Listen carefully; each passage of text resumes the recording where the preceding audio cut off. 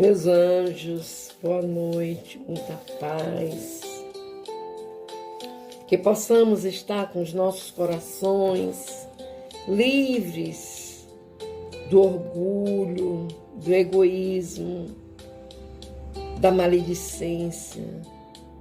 Que possamos viver em paz, com muito amor.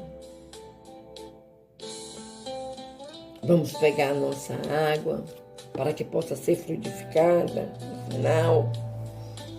Vamos estar lembrando, pensando nos nossos amados que precisam da oração, da vibração, do amor do Pai. E vamos dar continuidade ao livro dos médiuns, a leitura. Hoje nós encerraremos o capítulo 2 da segunda parte. Foi um capítulo curto, mas muito esclarecedor. Para que o fenômeno se produza, faz-se mister a intervenção de uma ou muitas pessoas dotadas de especial aptidão, que se designam pelo nome de médiuns. O número dos cooperadores em nada influi, a não ser que entre eles se encontrem alguns médiuns ignorados.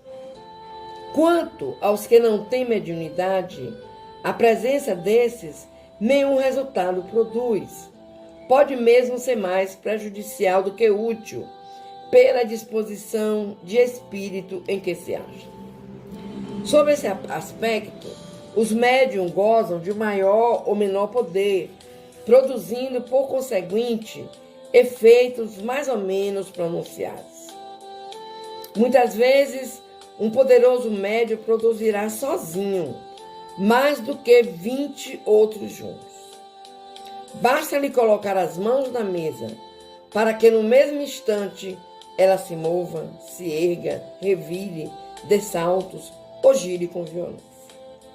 Nenhum indício há pelo qual se reconheça a existência da faculdade mediúnica. Só a experiência pode revelá-la.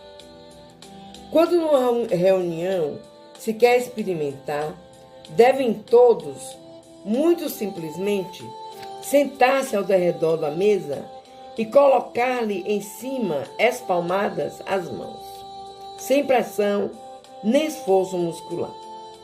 A princípio, como se ignorassem as causas do fenômeno, recomendavam muitas precauções, que depois se verificou serem absolutamente inúteis. Tal, por exemplo, a alternação dos sexos. Tal também o contato entre os dedos mínimos das diferentes pessoas, de modo a formar uma cadeia ininterrupta. Essas últimas precaução parecia necessária quando se acreditava na ação de uma espécie de corrente elétrica. Depois, a experiência lhe demonstrou a inutilidade. A única prescrição de rigor obrigatório é o recolhimento, absoluto silêncio e, sobretudo, a paciência, caso o efeito se faça esperar. Pode acontecer que ele se produza em alguns minutos, como pode tardar meia hora ou uma hora. Isso depende da força mediúnica dos coparticipantes. Acrescentamos que a forma da mesa, a substância de que é feita, a presença de metais, da seda, nas roupas dos assistentes, os dias, as horas, a obscuridade ou a luz, e etc., são indiferentes, como a chuva ou o bom tempo. Apenas o volume da mesa deve ser levado em conta, mas tão somente no caso em que a força mediúnica seja insuficiente para vencer-lhe a resistência. No caso contrário, uma pessoa só, ou até uma criança, pode fazer que uma mesa de 100 quilos se levante, ao passo que em condições menos favoráveis, 12 pessoas não conseguirão que uma mesinha de centro se mova. Estando as coisas neste pé, quando o efeito começa a produzir-se, geralmente ouve-se um pequeno estalido na mesa. Sente-se como um frêmito, que é prelúdio do movimento. Tem-se a impressão, de que ela se esforça por despregar-se do chão. Depois, o movimento de rotação se acentua e acelera ao ponto de adquirir tal rapidez que os assistentes se veem nas maiores dificuldades para acompanhá-lo. Uma vez que é acentuado o movimento, podem ele afastar-se da mesa, que esta continua a mover-se em todos os sentidos, sem contato. Outras vezes, ela se agita e ergue, ora, num pé ou noutro, e em seguida retorna suavemente à sua posição natural. Outras, entre a oscilar, imitando o duplo balanço de um navio. Outras, afinal, mas para isto necessário, se faz considerável força mediúnica, se destaca completamente do solo e se mantém equilibrada no espaço, sem nenhum ponto de apoio, chegando mesmo, não raro, a elevar-se até o forro da casa, de modo a ser possível passar-lhe por baixo. Depois desce lentamente, balançando-se, como o faria uma folha de papel, ou senão cai violentamente e se quebra. O que prova de modo patente que os que presenciam o fenômeno não são vítimas de uma ilusão de ótica.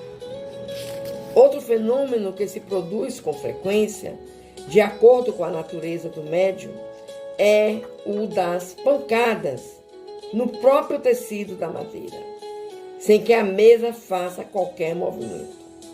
Essas pancadas, às vezes muito fracas, outras vezes muito fortes, se fazem também ouvir nos outros móveis do compartimento, nas paredes e no forro. Dentro de um pouco voltaremos a esta questão. Quando as pancadas se dão na mesa, produzem nesta uma vibração muito apreciável por meio dos dedos, que se distinguem perfeitamente aplicando-lhe o ouvido.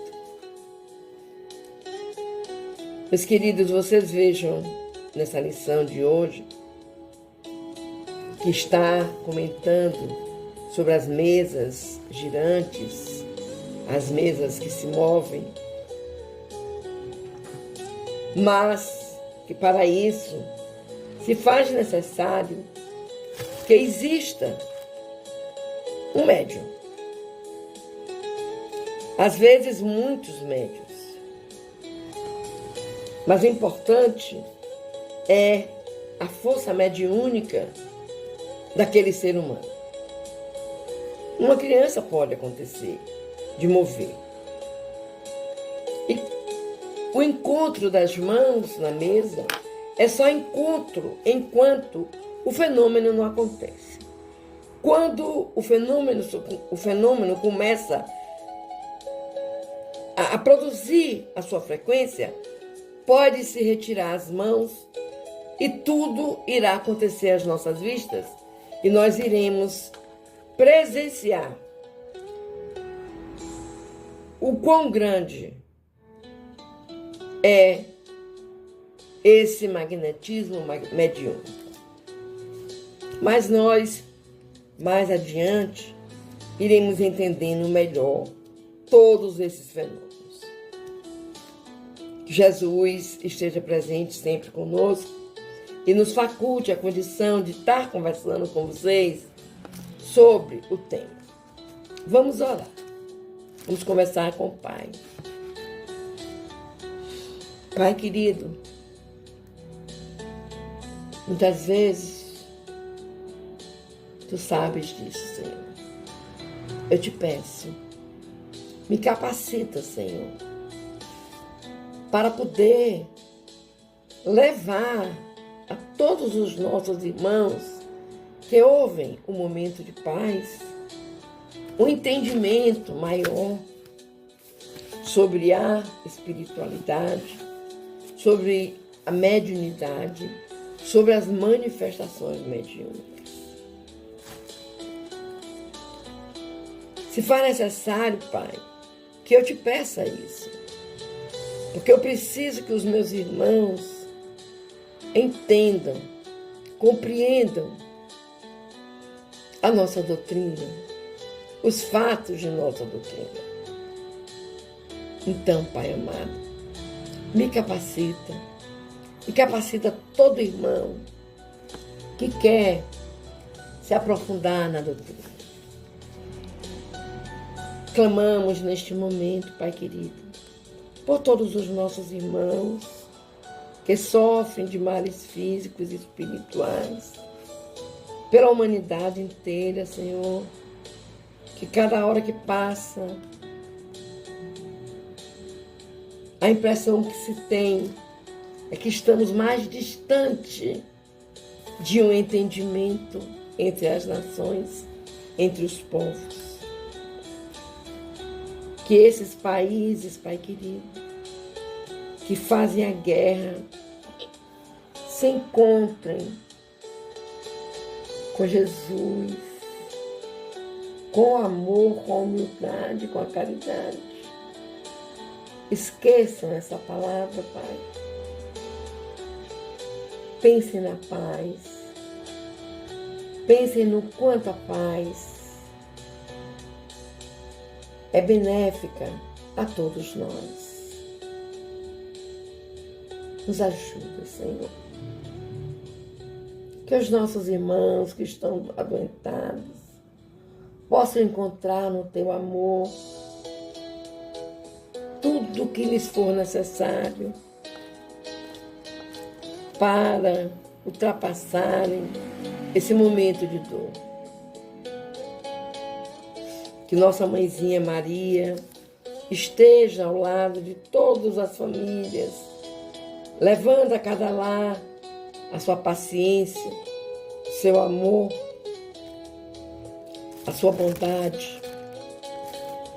E que os pais possam estar cada dia mais fortalecidos para educar sua prole.